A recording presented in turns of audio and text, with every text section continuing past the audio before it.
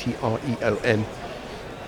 And you can pledge an amount, small or large, and it'll be a regular monthly donation. If you want to give us a little bit more, there are various treats that people who give us donations on Patreon are entitled to, one of which is early access to our podcast. And for $2 a month you get our undying gratitude, which is always good to know. No one ever told me I have to be undyingly gratitudinous to anyone, but if you read out a list. We also put out on our TV stream, you'll see a list of Patreon subscribers running in a band across the bottom. We thank you one and all. It is your efforts and your generosity that keeps us going. Adair is back into the attack from the pavilion end, and he'll be bowling to Jason Roy. It's a bit of a clunky action as he comes in and bowls full, and Roy drives to mid-on, where there is a fielder, and Roy throws his head back as if to say, I should have put that somewhere else, and then I would have got some runs. And how else can you help us? You can buy kit from our store. We've got t-shirts, we have caps, we have aprons, we have all sorts. We have a bat. You can have a bespoke bat, the Gorilla Bat, which is available to buy from our website. And all those little things keep us in beer and ice cream. This is nudged down towards third man, fielded by backward point. They do come through for single. Roy on 61, 142 for 1. Where is the breakthrough coming from, gentlemen? I don't know yet. Not sure. It's all very tight at the moment, isn't it? It's just trying to find Roy's hitting occasionally, finding the bat, but he's getting a bit more into it. I mean, who knows, maybe a few more overs and just build his confidence up could be there. But then again, Leach is tapping away as well. Well, the odd thing is that England came into this match with, by their standards, not a particularly deep batting order. But when your night's watchman opens and is on 68 not out, that's lengthened your batting order right there. As Adair comes in and bowls to the aforementioned Leach, and he defends back to the bowler. So it's going to be, where are we? Denley at 4, Root at 5, Bairstow at 6, Moeen Ali at 7, Wokes at 8, Broad at... am I missing somebody? Oh, it's so difficult. This commentary like. You think it's easy, just sit here and natter away as Adair bowls to Leach, full and driven, and again the inner ring cannot be breached. And Leach has been a little bit becalmed after lunch, apart from a couple of fours on the leg side, but Adair is not trying that tactic of bowling short to him and into his ribs. It's another thing for the night watchman to deal with. So yeah, Burns, Roy, Denley, Root, Bairstow, Moeen Ali, Wokes, Curran, Broad, Stone. She is still there. This is a sweet an in-swinger, which Leach drives not entirely convincingly behind square on the offside. Despairing chase from the point fielder is not going to be successful. 4 runs to Jack Leach. It's Nissan Shi. It's Nissan Shi. Well. Into the 70s. He's doing very well here. I mean, it's impressive, especially after that game with the England Lions as well. It just shows good to get that experience at that level, and then there is an opportunity to step up. Perhaps. He looks quite an accomplished batsman. Competent. And his next target, I suppose, would be to overhaul by himself England's first innings total. As Adair bowls to him and he withdraws the bat, the Courtney rail, as I christened it earlier, he brings the bat inside the line of the ball, lets it through to the keeper. The end of the over, 36 overs gone, 146 for 1. England's lead is 24 runs with 9 wickets in hand. Has anyone got in touch on Facebook and or Twitter? Just on Twitter, we've just had someone coming to give a bit of advice on PayPal. Anyone ever heard of Venmo down here? Venmo, Venmo, Venmo. No, It's a no. different form of payment online, but apparently not available in England, so Not much use to us. not much use to other. Maybe you are worldwide. Is that a bot? The highest score for night watchman in Test history. Well, Jason Gillespie out on his own with 201. 1, 2, 3, 4, 5 other people have hit hundreds, and Alex Tubular famously got 99 not out as a night watchman, which is the highest score for England. Harold Larwood, 98. Harold Larwood, 98. Eddie Hemmings, 95, I remember that. Jack Russell was pretty good for a night watchman. He was almost a front-line batsman. But Boucher's got 2. yeah, again, Boucher was, you wonder why he'd be used as a night watchman. First ball of a new over from Rankin is dinked behind square on the leg side. It's just 1 run to Roy. He's let the informed batsman in, and to strike it's Jack Leach, 72 not out. I've been watching too much one-day cricket. I was looking for the power. Well, we can put that behind us for 4 years. I enjoyed the World Cup more than I thought I was going to, not least because I had the good fortune to be involved at some of the grounds, and the atmosphere was pretty terrific. Even to some of the games which may have been considered dead games, where the crowds enjoyed themselves. Was it a festival of cricket? Yeah, there was a little bit too much noise in terms of Too much colour and no, I mean music and stuff. These guitarists that they had who were playing at various times. Yeah. Was it the same Matt? Was it the same guy? No, they had a 3 or 4 of them going around the ground, around the country rather. Ranky bowls a short ball, which is not on leg stump; it's an off stump, and Leach drops it down to point, no run. Those were a little bit loud, I have to say, in the ground. They were ear-splittingly loud. And they also went on for a bit too long. It was an interesting idea. I'm not quite sure that it worked. But the grounds were basically doing what we were doing. You know, when there were 4s and 6s hit, they were playing little bursts of music. I don't know where they got that idea from. Can't imagine. As Rankin in again, and Leach defends with a solid straight bat to mid-off. Very competent looking shot. I saw, I think, 3 games in person of Pakistan, and one of the songs they play when Pakistan hit a 4 or something is Dil Dil Pakistan, so I can sing along with that quite happily. It etched itself into my brain for a few weeks. It's been a while since I managed to get rid of it. I had some open brain surgery to have it surgically removed. Is that Go Go Pakistan? Something like that. Yeah. Dil Dil Pakistan, Joe, Pakistan. Anyway, we'll get at it and we can talk about it. Oh no, it's an earworm again. Leach faces up to Rankin. What's he going to do? He's going to egg it, and it's going to be caught, dropped behind by Gary Wilson. Not a difficult chance, going away to his left. It was a thick edge. It was about shoulder height. He got both hands to it, both gloves to it, and he's put it down. Well. Got £1,000 on this, you muppet. Well, it was a short ball outside off stump. He got a genuine edge. That's not good keeping, I'm afraid. It was, as I say, it was about shoulder height. It was going away to his left-hand side, a bit lower than shoulder height actually.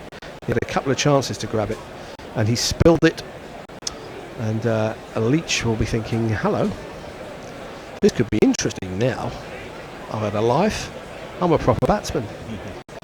Rankin in again. It's short. It's flicked up in the air, and this time it's over the head of short leg, but it's wide of the leg slip fielder, and the bowler will be ruining his luck. Playing with fire a bit. Stop being shit. Who? The keeper. It's Gary Wilson keeping. Tony, if you're listening, it's Gary Wilson keeping. He always likes to keep abreast of who's keeping for Ireland. Bit of an in-joking now. Never mind. He knows why.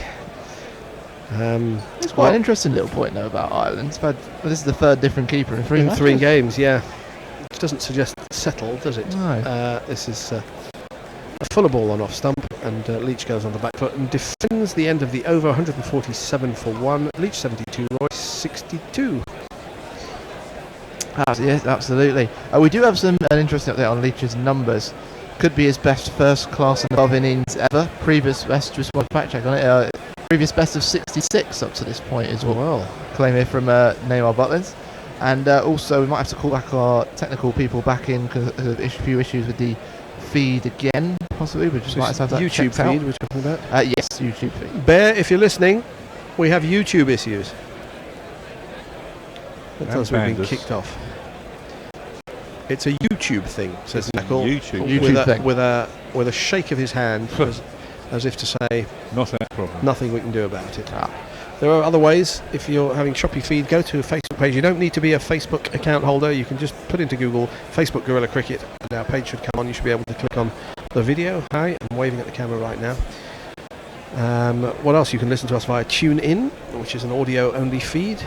And you can go to our website where there is an audio player at the top of the front page. You just click on the play button and you will hear our dulcet sweet tones.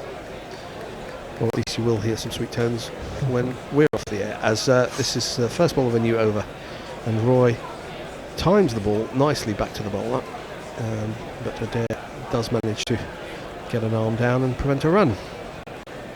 Yeah, Gary Wilson took that away to his left-hand side, and he got both gloves to it, and just couldn't hold on.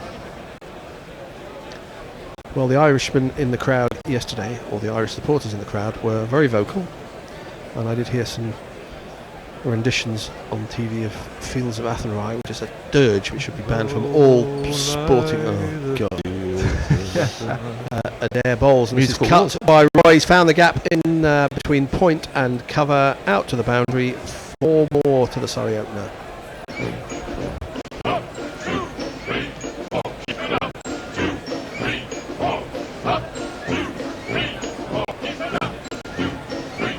But I bet those same Irish voices are a little bit stilled today. They certainly are on Twitter. A bit of a foreboding from Pirate Bradshaw saying this isn't Ireland's day, is it? Not as yet. But Test cricket does have ebbs and flows, peaks and troughs, and lots of wobbly bits in between. As Adair bowls, and Ken Roy tries to drop it down towards third man. He gets too much of the bat on it. It goes squarely offside to point, no run. Put it this way, Pirate Bradshaw, if at the start of England's second innings there was a wicket down and they only had a lead of 29, would you have taken it before it started? Yes. Interesting. He wouldn't have taken it this morning, I wouldn't have thought. No. We're looking at county championship strike rates in the last 5 seasons, and I have decided we don't care about that. Thanks, Sky, but we don't care. No, we don't.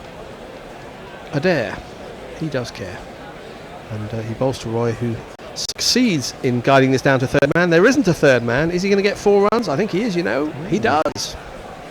The number of the day. Who could ask for more? The number of the day is 4. And Roy's had enough of playing second fiddle to Jack Leach, which is not I suspect a sentence you thought you'd hear, and he's getting close to overtaking him.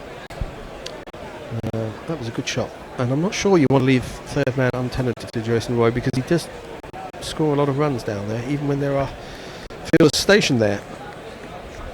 And he's 70 or 71. Yeah, it's amazing. He has, this is kiss of death alert, he has looked more comfortable, and he's timed the ball better after lunch. Short ball from Adair, and the new... he's lost a shoe. How has that happened? Well, he ducked underneath the ball, and at some point his shoe has fallen off. He was standing outside his ground, and then Gary Wilson had enough of just waiting around and threw the ball at the stumps, and at that point he got back into his crease. If his shoe would have been in the crease, even if he wasn't. As he ducked that, his foot came out of his boot. How bizarre is that? It's like something from the Matrix. It was incredible. I don't think I've ever seen that before on a cricket field. You watch a day of cricket and you'll always see something you've never seen before, and that's the one for the day. Well, there's a little bit of time now as he has to reassemble the footwear. Maybe tie it a little bit tighter this time. Don't cut off the circulation to your toes. You'll end up like Marty Guptill. Now, is it not the done thing for Gary Wilson then to just stump it? Well, he could have done whilst the ball was live, and he did throw at the wicket. And there was a pause, wasn't there? Roy put his bat back in, and he missed the stumps anyway. Everyone went, what? Yeah, everyone was a bit bemused that he was standing there with 1 foot in a shoe and 1 foot in his bare sock. Probably do with a bit of air around his feet, as we could all, to be fair. It's very warm in London today. Indeed. I See a popped bit of out. a I breeze popped coming. out during the lunch break, and my car said the external temperature was 42.5 degrees. I think it may have been exaggerating somewhat. As Adair bowls a short ball, and Roy tries to ramp it over first slip's head, misses the ball, and then turns around and calls for something to the pavilion. I don't know what. It's the end of the over. Anyway, let's have some tweets and or Facebook messages. Oh, well, yeah, I was just pointing out there's a little bit of a breeze you could see on Jason Roy's jersey. Also, just a reminder as well, because we've had a tweet about the weather saying don't be surprised there's a brief shower in an hour or so.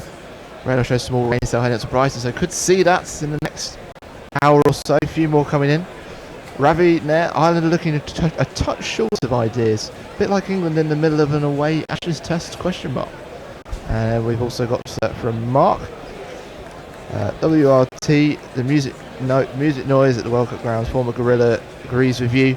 Says that having music in the ground triggered by a 4-6 or wicket merely mutes the natural excitement of the crowd at key points. It works on Gorilla cricket but not live. It does, and I can't remember what they did during the Super. Were they still doing it during the Super over? It didn't need any. The crowd did not need any G'ing up. Let's put it that way. I say, when I was listening in, you could hear the crowd over the noise. Absolutely. That over. That's the time to sort of hold back. And so an assortment of gloves have been brought out for Roy, and he's picking them up and then tossing them back.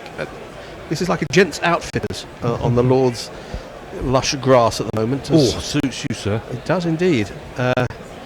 It's a bit bizarre, but there's another thing I find bizarre is that the people who come out with gloves and drinks and tend to be the 12 men. I mean, England cricket employs hundreds of people. Can't they get a dedicated water boy? A glove man. Yeah, or a kit man. I mean, this is a bit strange. That's a throwback to an era when if you were the player who were not selected in the squad, you did everything. You know, you brought out the drinks, you sorted out the tea, you did the score box when nobody was doing that either. Things have changed somewhat. Maybe it's a team camaraderie kind of thing, and everybody involved and all working together, perhaps, or maybe just getting a chance to get on the cameras. We're all in this together. Exactly. Yeah, but we aren't. But we are.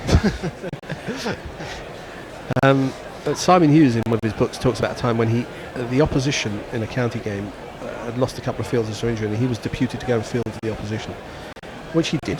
And then they came in for lunch, and it suddenly dawned on him, where am I supposed to sit during lunch? With my team or with the opposition who I'm fielding for? And he went and sat at the opposition and got dog's abuse for the next few weeks from his teammates.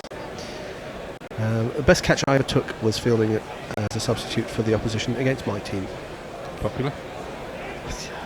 You don't think about these things, you just run around the boundary and dive and take them. It's just one of the things you do. I saw the other day, by the way, talking of village cricket, that Faden Boys now have 3 brand new covers for the... Oh, cricket. Nice. Proper Nice. ones on wheels. Yeah. Wow. Electronic scoreboard. Fantastic. DRS. Faden Boys is the club that I played for briefly and So did I. Nestlers did as well. If you're listening, anyone, Lofty and Warren Hyde. Roasty and various other people from We Faden. It is raining here in Sydenham. What? I can report it is raining in Sydenham. Here it comes. Can we have a replacement? I want to go outside can and we- just stand like a shampoo advert in the rain. 45 minutes is up. Yeah, we are due It's a a good break. time. Nothing is happening because Jason Roy He's now trying to hat on. he's now having his hamstring sorted. Jesus. I mean, he called for gloves, but they were no good. Oh, no, it's not Jason Roy. Is it Jason? No, it's not Jason Roy. Well, maybe he injured himself by... I don't know what's going on. What is going on? Does anyone know what's going on? Please. Yeah, Let's do just that, assume do that, you're a do that. commentator of cricket and tell us what's happening. Who was on the ground? We only saw him briefly, but he had a white floppy hat on and not a helmet, so it probably wasn't Jason Roy. I don't know, I think it was Roy. But why did he have a white floppy hat on? Did he? Is that regulation? I'd love to tell you what's going on, ladies and gentlemen, but we're seeing replays and highlights. The match summary: England 155 for 1 are 33 runs ahead, and the bear has come in shortly after we saw some beer come round the door, followed by a grizzly gentleman of a certain age and girth in a very nice t-shirt. Not available for sale unless you ask us nicely. This is the drinks break. Shall we have a changeover now? How many people are coming in? 3. 3-person change. Nestlers play a jingle, and you will hear the bear. Alternative cricket commentary, bringing you laughs, bringing you jingles, bringing you joy. We are Gorillas. We need your...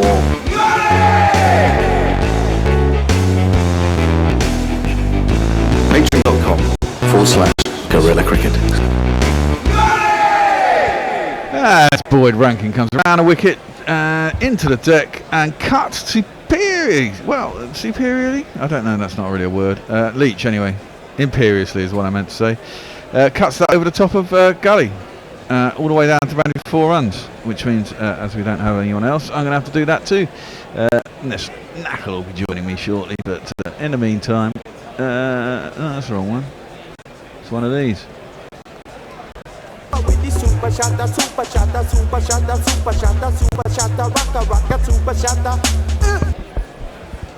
Leach is on course for a ton here. Yeah, I was just looking at in-play bets around that. It's not really good though. No. We apologise for Facebook being a bit stuttery and starty and all that kind of nonsense. Don't know why that is. That's played up to mid-off, and they're at no run. 159 for 1 England. Lead by 37, which they'll be quite happy with after yesterday, especially as one of those men not out is a night Swatman's Leach. So we've still got all our batsmen, bar Rory Burns. If you want to think of it this way, they're 159 for a half. Yes, exactly. And a lead of 37. As Rankin comes around the wicket into the deck, and Leach tries to turn around the corner, gets half leading edge, pops up, but not as far as Rankin on his follow through, and there's no run. It was a bad drop by Gary Wilson. Wilson. Oh, it's a no ball as well. Yeah, there was a bad drop by Gary Wilson. That's a straightforward catch. Over the line!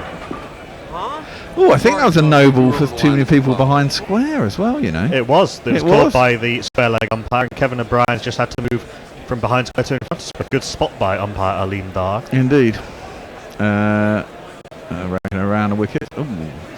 Attempted flip. That's why, because they've got a leg slip in. And they're bowling leg, well, kind of leg theory. Around the wicket into the body of Leach, trying to get him to just tip it around the corner for the man at leg slip. Yeah, they're bowling Boydie line. Oh, that's a good name, Boydie line. And yeah, Kevin O'Brien's the wrong side of Aleem Dar. His beard is looking very nice too. Said Hashim Amla was his inspiration for growing the beard long. He was clean shaven through most of his umpiring career. Yeah. Rankin's 1 for 42 off 9.3 overs. And Leach 76 of 134. Roy 70 of 73. Just dropped into the offside. They scooped through for a quick single. And they manage it. I can imagine a celebration here if Leach gets a ton. I wonder what the bookies are offering on that actually. Have you got any odds on that? On which one Leach is ton? Yeah. Yeah, I'm literally just looking at all the various permutations out. I literally just put money on Roy to get 100. Over 105. Not good odds, but still. 5 to 6. 8 to 11. Yeah. Yeah. The line I've got on Jack Leach for 101.5, over 6 to 5, under 8 to 13. Okay. I'm going to go over. I think he's going to get there. Do you reckon he's going to get? If you want to join the bear on that, go to betway.com/GC Radio. Absolutely. Boyd Rankin is in. Down the leg side of Roy gives it a big heave and gets nothing on it. And there ain't no run. Alexrov Azazel says, how much of a role is climate change playing in cricket? Temperatures in France and Holland are in the early 40s. Heatwave in England. Mash, speaking to the mic. Surely this will impact pitch behaviour and ball deterioration. It could well do. If pitches become more homogenous around the world, as they appear to be. Rankin in, down the leg side again. There's an appeal for a strangle. Umpire says not out. Roy didn't seem particularly. He's nodding his head. So Gary Wilson appealed very, very loudly and then shook said, his head. Nah, I wasn't out. DRS timer is wearing out. Running out even. And it's done. So they won't appeal that. There's another cross-seam delivery. There's a bit of pad involved. Going a long way down there. Yeah, slightly desperate appeal from Wilson. Yeah, that thing that happened just before we came on. Jason Roy losing his shoe while leaving a ball. I don't think I've ever seen that before. There's a lot of things that have happened in the last few weeks in cricket that I've never seen before. A lot of things happened on that one day of the World Cup final that I've never seen before. Well, yeah. And no one's ever seen before. Yeah, true, indeed. He was running down a track at him, wasn't he? Losing his shoe. Yeah, we do have a change of bowling. This man usually operates from the nursery end, but is now coming on from the pavilion end. It's Tim Murtaugh. He bowls it fast. It's Tim Murtaugh. And finally he gets to play a test at last. He does indeed. He got 5 for 13 in the first innings, but stunning figures. Full floaty. Oh, just over. Nearly lost my money straight away there. Leach went to drive that. I think he was a bit early on it. It was much slower than he thought, and he just chipped it just over the man at mid-off. And it raced away to the boundary for 4 runs. My name is Lakhan. My name is Lakhan. Yeah, you're doing pretty well to chip Boyd Rankin. Yeah, he was certainly threw his shot way too early there. Came up to him much slower than he thought it was going. Murtaugh is in again. This time he gets on top of it and defends it sweetly. Out to the covers, no run. Moves on to 81, Leach. What's his highest ever score in first class cricket? This is it. This is it. His previous was 66, scored for Somerset against Lancashire in May of 2018. Oh, cool. He'll be eyeing up his first ever ton then.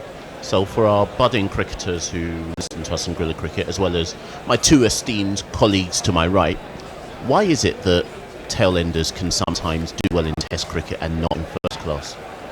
I think they can do well in first class. It's just, you don't get to see him that often, I suppose. Leach, they don't get that many chances.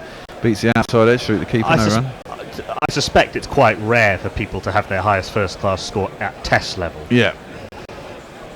Leach is not that experienced as a cricketer. He wouldn't have got able to bat that often. He doesn't bat, he bats 8 or 9 for Somerset or thereabouts. And look, he's played well today. He's been dropped. And sometimes it's just your day. Indeed. And it appears it is his day. Plus, he got to open. It's not like he's come in as he got to open as a night's watch. Beautiful shot. That's a lovely drive. Cover drive straight through the offside. Out towards the extra cover boundary. 4 runs. All on the deck.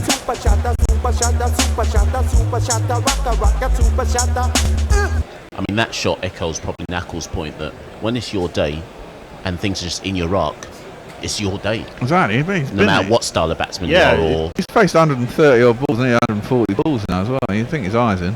Yeah, and he faced all of 6 balls yesterday, but still he was there yesterday. He's driving that on the up. And he's very organised, Jack Leach. He seems to know his game. Absolutely. There's no one at 90 miles an hour that's really going to, scare him, I wouldn't have thought. Oh, that's cut, chopped. That's Kevin O'Brien at point, who hobbles. Did it catch his knee as he fielded it? I wonder if he just took a misstep. Yeah. Neymar Butlin says, can we have some stadium music for Jason Roy's hamstring? Take these broken wings, learn to fly again. It wasn't him on the ground though, it was an Irishman. Leach is facing up, 85 not out. Murtaugh's in, he defends that back down the track and there's no run. It's amazing, isn't it? 20 wickets fell yesterday in 80 odd overs, and we've had 1 wicket in the whole of today. Indeed. They bowled 40 overs so far. They bowled 1 last night, so 30 odd overs. And we're on course maybe to get finished before 7. I don't know if that's the case. Yeah, it's a hot day. You wouldn't expect the over rates to be particularly high today. No. Andy McBride has only bowled 4 overs and went for 7 and over, so I don't know if they'll use him too much either, which means it gives a big workload for everybody else, really. Yeah, and Stuart Thompson's only bowled 5 overs. He only bowled 3 in the first innings. So, as I say, a lot of work on Murtaugh, Adair and Rankin. We are going to see one of those bowlers we just talked about, though, from the nursery end.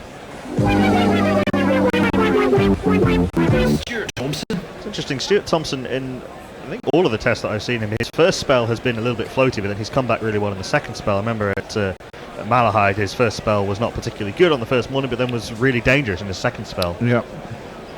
He can get the ball to move from a length. He can get the ball to seam away from the right-handers. He's got a pretty orthodox field, isn't he? Got 1 slip and a gully. Bowling from the nursery end, the slope would aid the ball moving away from the right-hander. He's going to bowl to Roy, who's on 70 off 75. It's not been the prettiest of innings, it must be said. It clips that down towards long legged, and Boyd Rankin out there, I think, gets back for 2. That's good running. Slightly weird bit of running as Roy has to avoid Gary Wilson as he runs back into his, or gets into his crease at the striker's end rather. It's not been a particularly pretty innings from Roy, and he's got away with a fair bit earlier on. But I guess it's runs on a ball that count. Good for his confidence if he is going to play in those first 2 Ashes tests, as we all suspect that he is. Rory Burns will be worrying about his spot, but there's no one that's... Oh dear, that one's taken a little bit off of the pitch, and Roy jagged his head back. I say he wasn't quite on it. Yeah, Thompson can do that. He can get the ball he can get the ball to jump around a little bit from length, even though he's not particularly quick. He's got a strong approach to the crease, a strong action. He lands it on the seam, and maybe he can get the ball to do something. Well, he'll be hoping to get the wicket of Roy.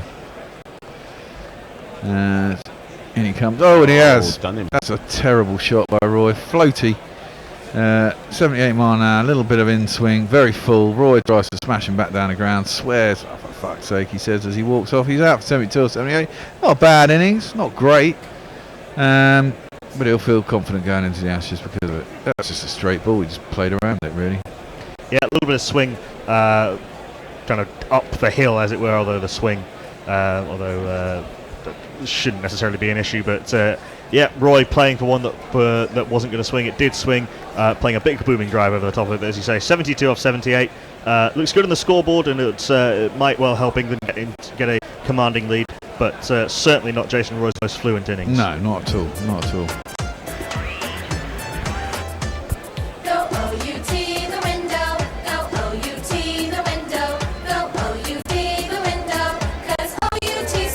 But yeah, very important for Ireland that they've broken that partnership now. They will have a new man to bowl at. They'll finally be able to get that little bit more energy that you get after the breaking of a long partnership. And we'll hope that the previous pattern of this Test match reasserts himself and they can get a few wickets in clusters. Well, yeah, they'll hope so. But any batsman coming in now will be feeling quite happy. The ball's 40 overs old. The bowler's already tired and hot. And they'll be looking to capitalise on that fact with, as you say, effectively England are 47 for 2 in a second innings in what's going to end up being a 1 innings game. Lead of 200 and they'll feel reasonably happy. I'd have thought, maybe not great, but a lead of 300. But the batsmen to come, and the fact that the Ireland are pretty much relying on 3 bowlers. Yeah, that said, Thompson has just got that wicket. Yeah, true, indeed. And they might feel a hell of a lot more confident than they did yesterday. Maybe. Well, you could have to be less confident, really. The man who top scored in that astonishing collapse yesterday comes in at number 4. Yeah. Joe Denley, he's almost as old as the theme song, but Chef is gone and we need someone to bat at the top of the order. Joe Denley, he's also a part-time bowler. He can do leg spin, but he's no Ravi Ashwin. He'll need help from the heavy roller. Joe Denley, Joe Denley.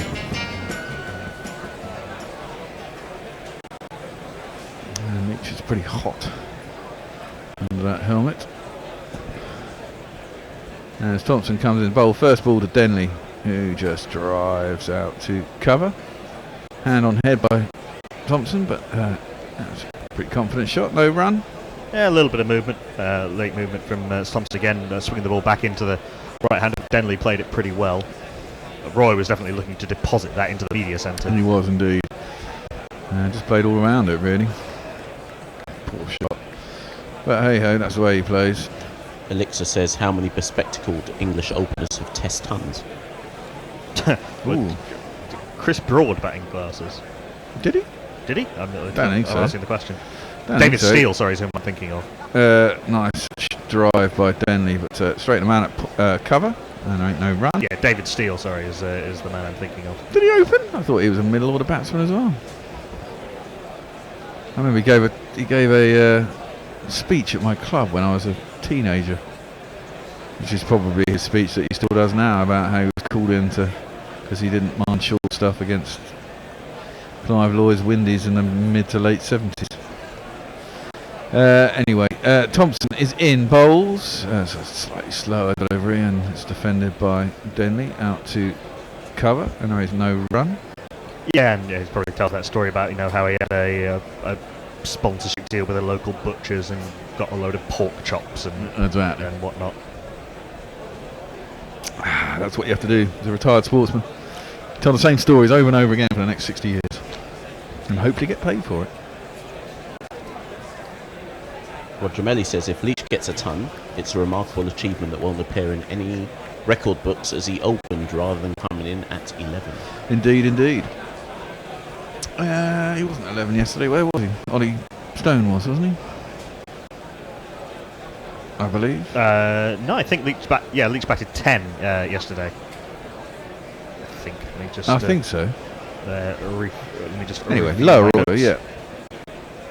But he's quite happy to be a night watchman, isn't he? He was a night watchman in Sri Lanka. He was. He's a new boy. He's volunteering. Yeah, he's absolutely. Everyone likes batting as well. Nice drive, straight to short cover. That headband has been slipping further and further down his head as the day has gone on. Wow. It's probably stretching in the heat and the water. I saw him having to take a glasses cleaning cloth out of his pocket and wipe the moisture away from the condensation away from his glasses, and then get the umpire to do the same thing. Yeah, Leach did bat 11 in the first innings. Oh, okay, there you go. So 11-1. Murtagh is in, and Leach just dabs that to point. No run. A little bit slow here after lunch. Yeah, I'll be certainly hoping that wicket will liven things up a little bit, and that they'll get that little bit of extra pep in their step. Well, they will do. Next in will be Root, followed by Bairstow. And you imagine if Bairstow comes in later in the day. I mean, if these two, if Leach gets his ton and then maybe gets out shortly after that, then he goes for a little bit 30-40, and Root comes out and does what Root does. As he defends that from the crease, Leach, and there's no run. That moves the score on, say, by 80 or 90 when Bairstow comes out. I think we might see some fireworks. Some potentially tired bowlers. You got Bairstow, you got Moe, you got Sam Curry, who can all score quickly. Chris Wokes for a bit of solidity. Could get quite interesting towards the end of the day. And a flashy 15 from Stuart Broad. Yeah. Well, hopefully we won't get to Stuart Broad by the end of the day. From here, I'd hope England will still back tomorrow morning, to be honest, but we shall see. Leach faces up, driven. Mid-off is set back and a little bit wider. It just goes to him. There's no to run, and they don't. Mezzy Jez says, so how was the ice cream? Still cold, I hope. Yeah.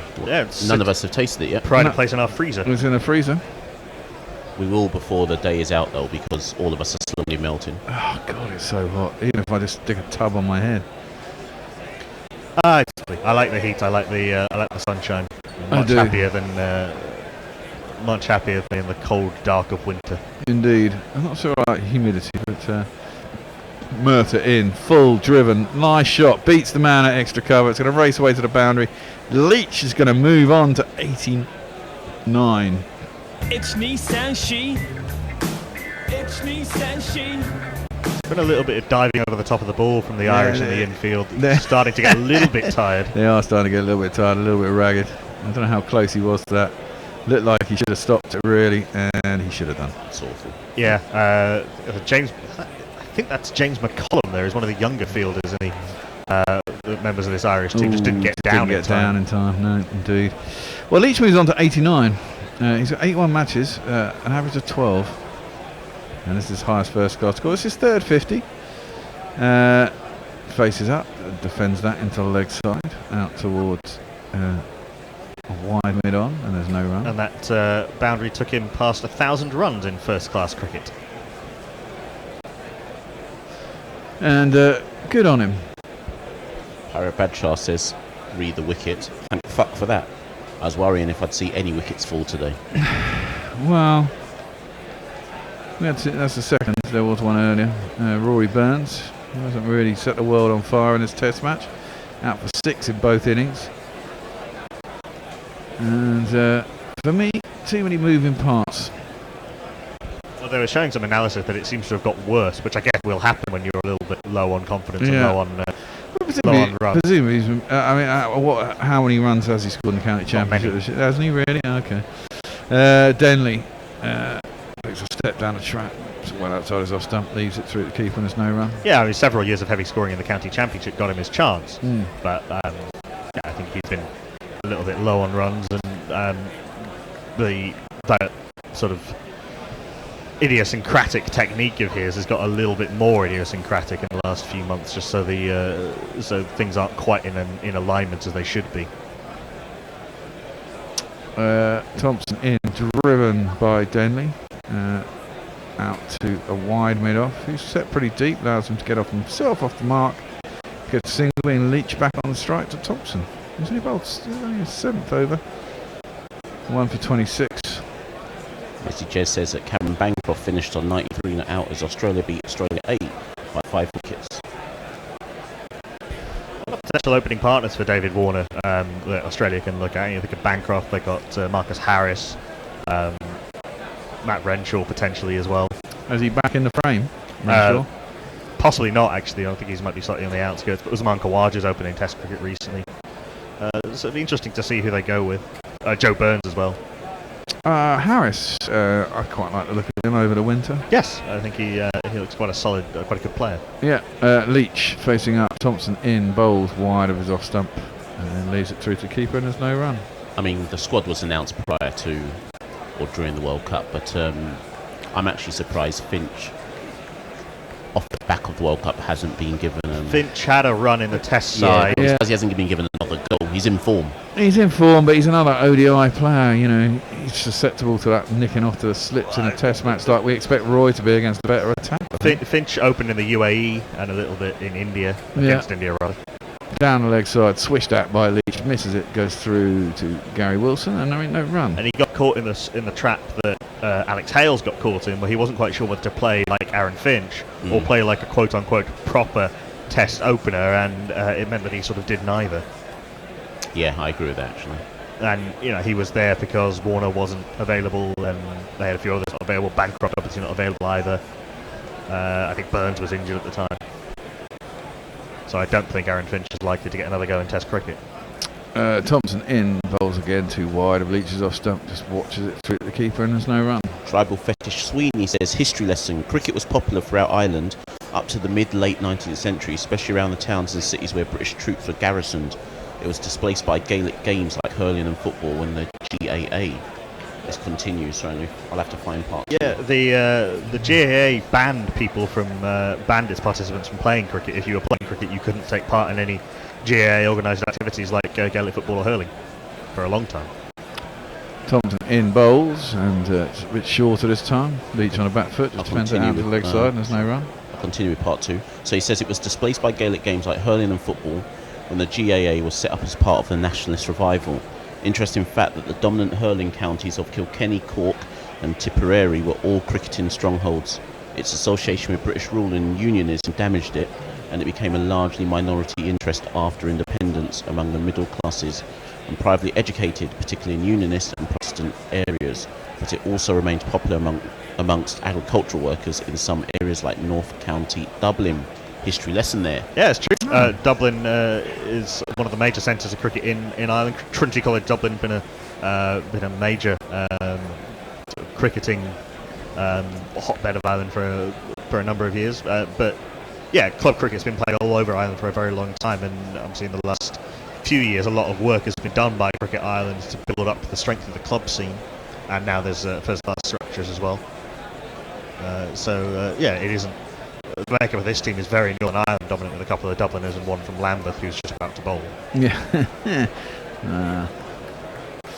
He is indeed. He's coming in to a bowl to Denley. Cuts him in half a little bit, gets him in the knackers, I think, and he rubs them gently. Shakes his head a little bit and gets no run. Swings it both ways, says, according to my internet, it's 99 degrees Fahrenheit at Lord's. Are people melting like ice cream? Probably. We see a lot of members in gasp short-sleeved shirts. I'm surprised they're wearing trousers in that heat, I must say. No. I think you're not allowed to wear shorts in the pavilion, I don't think. Yeah, when I did that final, I was the only man in shorts in the media centre, and everyone kept saying, "Why are you disrespectful?" I was like, "Who gives a shit? I'm a technician." As that's driven out to the covers, and there's no one. I'm not here to please anyone. I'm here to get someone on air. Not. I don't give a crap. In response to that earlier question, I can't remember who said it about openers batting in glasses. Russell says Peter Roebuck batted in glasses. Peter Roebuck played for England. And I don't think he ever did. And John Yelton says Boycott used to. When he was actually playing, I don't know if he did for England. On the back foot, defended it up to mid-on. There's no run. I don't think he did by the end of his career. Says he used to bat in glasses and then later had contact. Oh, okay, maybe that's the case. Yeah, I mean, I had contacts for about probably 10 years. I wore contacts, and they were bloody uncomfortable. Yeah, Knuckle and I were talking about contacts earlier on. I'm prepared to wear glasses for the rest of my life. That's what I came to the conclusion with. Even playing, I mean, I started wearing them to play sports because I thought it would be better. That's defended back down the track, and there's no run.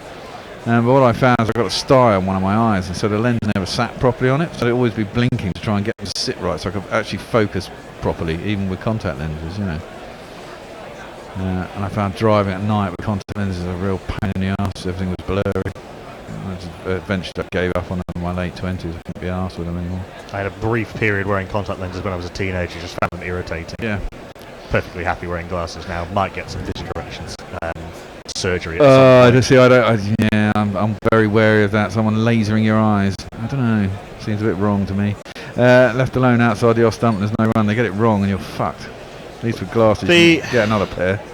The chances of that happening, slight disclaimer, my dad's an eye surgeon. Okay. So I do know. So can I get a discount if I come to you? Yeah, probably me not. too. Probably not. Probably not. But yeah, the chances of any complication which would leave your eyesight worse than they were before the treatment are very low. Oh, okay. Never used to be like that. Oh yeah, technologically. It's a massively, because it's all dependent on the quality of the laser, basically. Nah. Outside the off stump, driven a bit airily, but well timed by Denley. Beats a diving man at cover.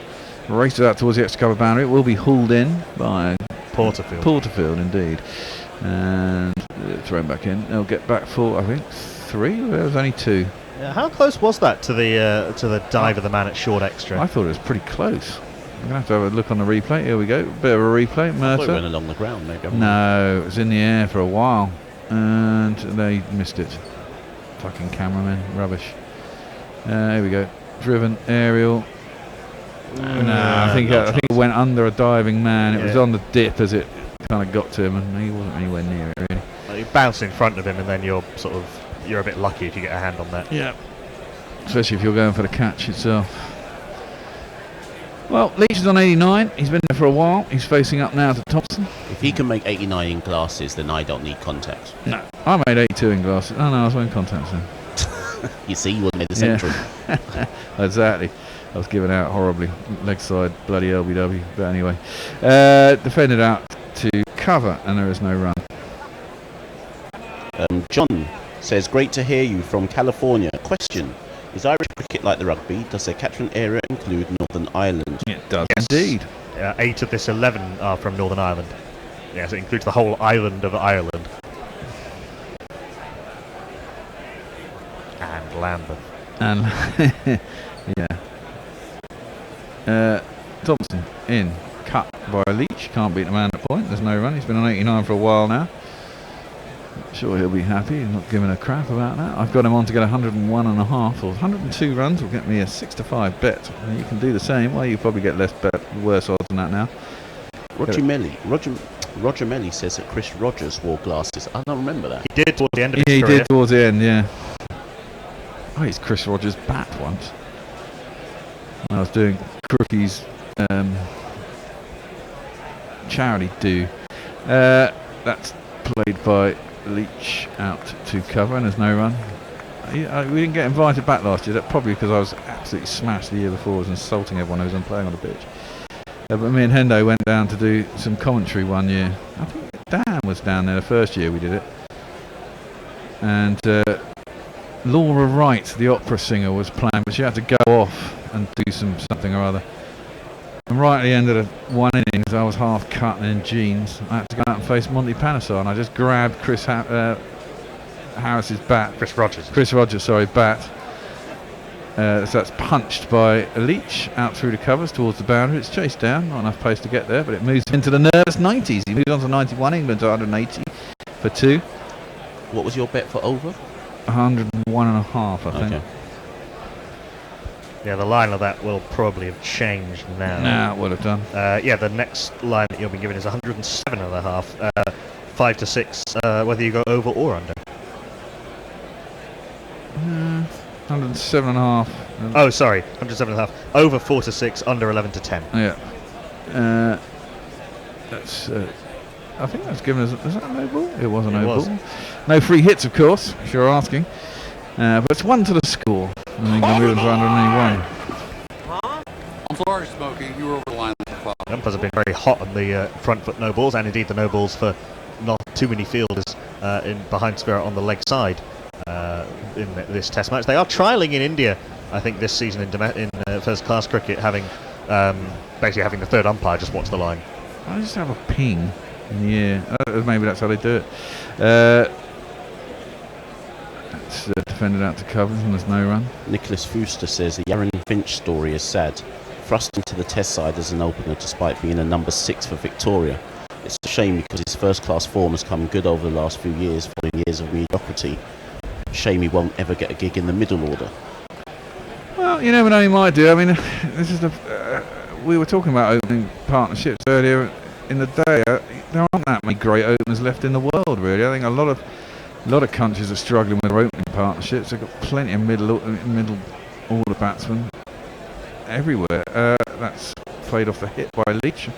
Square on the leg side, will get himself a single, moves on to 92 and retains the strike.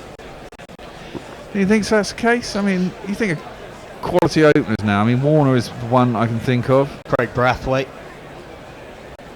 has been pretty successful. He's been reasonable for the West Indies. Tom Latham's been very solid for the New Zealand for a long time. Trying to think of others around the world. What's India's opening partnership? India's opening partnership for the West Indies series will be Mayank Agarwal and KR Rahul, who batted together a few times, but both of those have been in and out the side. Well, Mayank Agarwal debuted in Australia. KR Rahul's been in and out the side a few times. Prithvi Shaw will be India's opener with Mayank Agarwal for a little while, but he's injured at the moment. And yeah, they tried 3 or 4 opening partnerships last year. Murtagh is in. Oh, it's edged and dropped again. God. Oh my word! I mean, that's a harder one. It was away to the left. No, you've got to take them. You've got to take those. You are a professional cricketer. You should be taking those.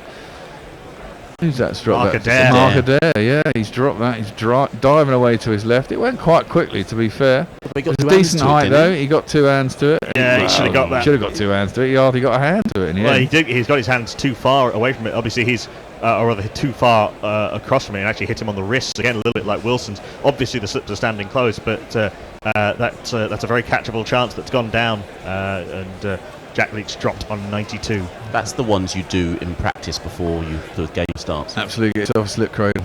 That one is driven out to cover, and there's no run. Yeah, I make Knuckle right. In fact, both of you right there. I'm just thinking throughout all teams in Test cricket, I'm trying to establish. I don't even think you can find 5 Tommy McBall for Bangladesh. Okay, yeah, fair enough. Yeah, he's been an opener for a long time. But he's had, in terms of an opening partnership, he's had a few different partners. Imran Case has been tried at the top of the order. Soumya has been tried at the top of the order a few times. The West Indies have now sort of found Campbell to go with Brathwaite. Imam? Yeah, Imam for Pakistan. Defended up to mid-on. There's no run. I mean, he's had 2 different opening partnerships in the last year. Azhar Ali was opening. They've tried Fakhar Zaman. Sami Aslam's in around the side. Is the obvious but lazy argument that Karuna Ratner in Sri Lanka, actually, he's a very good test good opener. point, yeah. Is it that because we play so much limited overs cricket nowadays, it's hard to find a rock opener. I mean, I'm not. That's a lazy argument. But It's is a it lazy true? argument. But is it I true? kind of, you know, it's lazy, but I kind of tend towards it is actually a reasonable argument. Oh, that's edged again, and this time has he actually gone? it's got him, He yeah. has. Oh, you fucker, you didn't get 103. Leachy. You had a chance at a first-class ton, and you just let it go. He's gone anyway. Leach out for 92. It's a quality innings for a night watchman, and should be very happy with that. England lose their third wicket, or 2.5 if you want to say, because he is a night's watchman. 182 for 3. England lead by 60 as Leach goes for 92.